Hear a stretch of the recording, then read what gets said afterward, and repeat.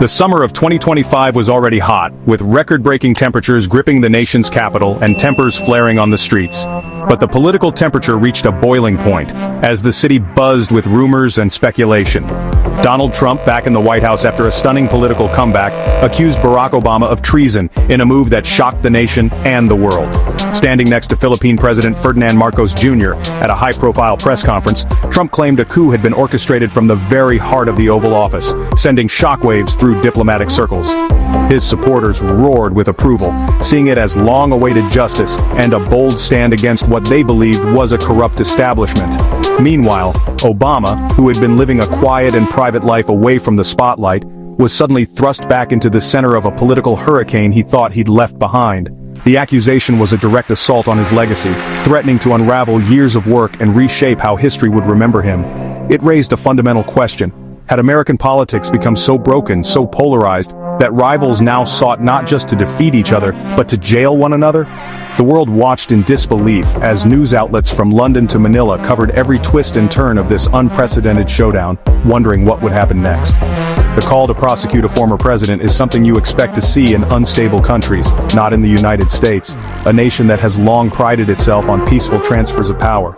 Now it set the stage for a confrontation that would test the very foundations of American democratic norms and force the country to reckon with its own ideals. The accusation hung in the air, heavy and ominous, casting a long shadow over the nation's future.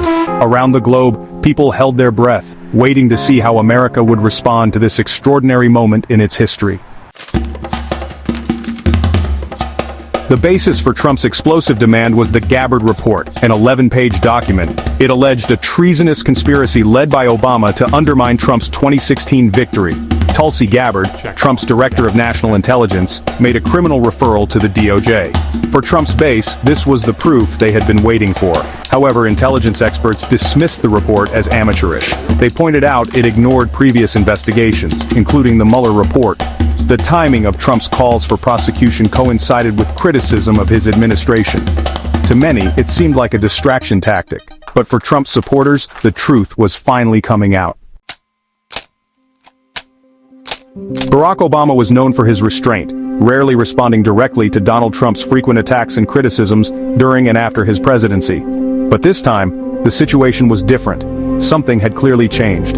The accusation of treason, a grave and unprecedented charge, was a line too far for the former president. In response, Obama's spokesperson swiftly denounced Trump's claims, calling them not only outrageous but also a calculated distraction from more pressing national issues. Days later, at a democracy forum in Chicago, Obama decided to address the controversy head-on, breaking his usual silence. He condemned the threats and rhetoric as deeply anti-democratic and fundamentally un-American, warning of the dangers they pose to the nation's values. Obama cautioned that the rise of revenge politics could unravel the very fabric of American democracy, eroding trust and stability.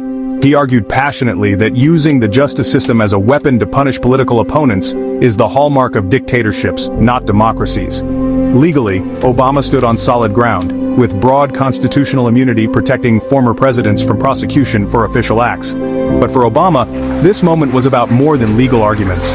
It was about the core principles that define the nation. He urged Americans to reflect deeply on what kind of country they wanted to live in and what values they wished to uphold. Would it be a nation where power is transferred peacefully, respecting the traditions that have long defined American democracy, or one where former leaders live in fear of being prosecuted or jailed by their successors, setting a dangerous precedent for the future? It was a profound and unsettling question, one that left the nation searching for answers and the path forward far from certain. The accusations split the country, igniting a media landscape that erupted almost overnight. Newsrooms buzzed with urgency, and every headline seemed to raise the stakes even higher. On Fox News, Trump was praised as a patriot, a leader who dared to challenge what they called a corrupt establishment. Supporters rallied behind him, convinced he was fighting for the soul of the nation. Meanwhile, on MSNBC and CNN, anchors and analysts described Trump's actions as a dangerous abuse of power, warning viewers that democracy itself was at risk. The coverage was relentless, fueling anxiety and outrage. Social media became a digital battlefield with hashtags like #ProsecuteObama and #IStandWithObama trending worldwide. Every tweet, meme, and viral video added fuel to the fire, as millions joined the fray from their phones and laptops. The conflict wasn't just about two men, It was about two fundamentally different visions for America's future. Rallies and protests erupted in cities across the country, each side convinced they were defending the true American ideal. One side believed the system was rigged, broken beyond repair, and needed a strong leader to burn it down and rebuild from the ashes. Their chants echoed a deep frustration with the status quo. The other side believed the system, while imperfect, was worth protecting and reforming. They saw themselves as guardians of democracy, determined to preserve the institutions that held the country together. The intense reactions on the streets and online made it clear, the wounds of the past decade had not healed. Old grievances resurfaced, and new ones were born in real time. This showdown wasn't just a political disagreement, it was a culture war, with each side seeing the other as an existential threat to their way of life. The media firestorm didn't just report the divisions, it amplified them, making every debate feel like a battle for the nation's future. In the end, the chaos and conflict were a perfect reflection of a deeply polarized nation, struggling to find common ground in a storm of outrage and uncertainty. This clash between two presidents forces a question: is prosecuting former presidents the new normal? The tradition of peaceful power transfer seems broken. The implications for upcoming elections are massive. Trump is willing to use government power against political enemies. Obama's warning about revenge politics will be central to the Biden campaign.